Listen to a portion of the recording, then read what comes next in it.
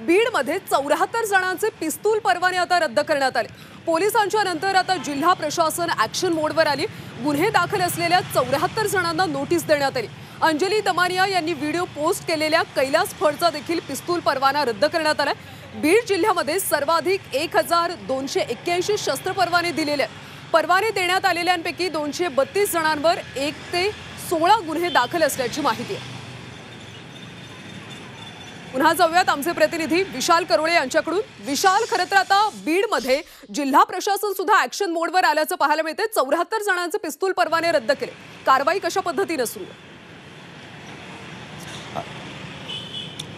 अगदी खरं आहे, उशिराने का होईना मात्र प्रशासन आता ॲक्टिव्ह मोडमध्ये आलं असं आपल्याला म्हणता येईल। बीडमध्ये पिस्तूल वापरण्याची संख्या मोठी आहे आणि याबाबत पिस्तूल फायर करतानाचे सोशल मीडियावर काही व्हिडिओसुद्धा व्हायरल करण्यात आले होते आणि त्यानंतर बीडमध्ये 1300 वर लोकांकडं पिस्तुलाचे परवाने आहे अशा पद्धतीची ही बातमी पुढे आली होती। त्यानंतर बीड प्रशासनानं, जिल्हाधिकारी कार्यालयानं, पोलिसांनी या सगळ्यांना नोटीस पाठवण्यात आली होती। याबाबत एक रिव्ह्यूसुद्धा करण्यात आला। खरंच शस्त्रांची गरज आहे की शस्त्र फक्त मौजमजेसाठी किंवा लोकांना दहशत दाखवण्यासाठी वापरले जाते, या अनुषंगानं सुद्धा सगळा हा रिव्ह्यू करण्यात आला आणि त्यात 72 जणांवर ज्यांच्यावर गुन्हे दाखल आहेत त्या सगळ्यांचे परवाने रद्द करण्यात आले। तर इतर काही लोक आहेत की ज्यांना बंदुकीची गरज नाही, कदाचित त्यांनी फक्त प्रतिष्ठेपोटी बंदुका त्यांच्यासोबत ठेवल्या होत्या, अशा जवळपास 300 लोकांचे परवाने बंदुकीचे रद्द करण्यात आलेले आहे। म्हणजे बीडमध्ये 1300 लोकांकडे परवाने होते आणि त्यापैकी आता 300 ते 350 लोकांचे परवाने रद्द करण्यात आलेले आणि हे रिव्ह्यू असंच सुरू राहील।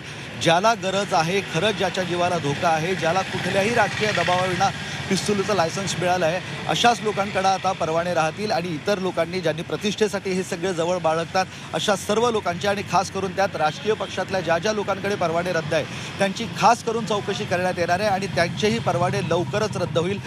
अनधिकृत पिस्तूल परवाने वाटले अशा पद्धतीचा जो आरोप होता त्यावर आता ही मोठी कारवाई प्रशासनाकडून सुरू झाल्याचं आपल्याला निश्चितपणे म्हणता येईल। कल्याणी, नक्कीच विशाल, धन्यवाद या सगळ्या सविस्तर माहितीसाठी। तर बीडमध्ये 74 जणांचे पिस्तूल परवाने आता रद्द झाले।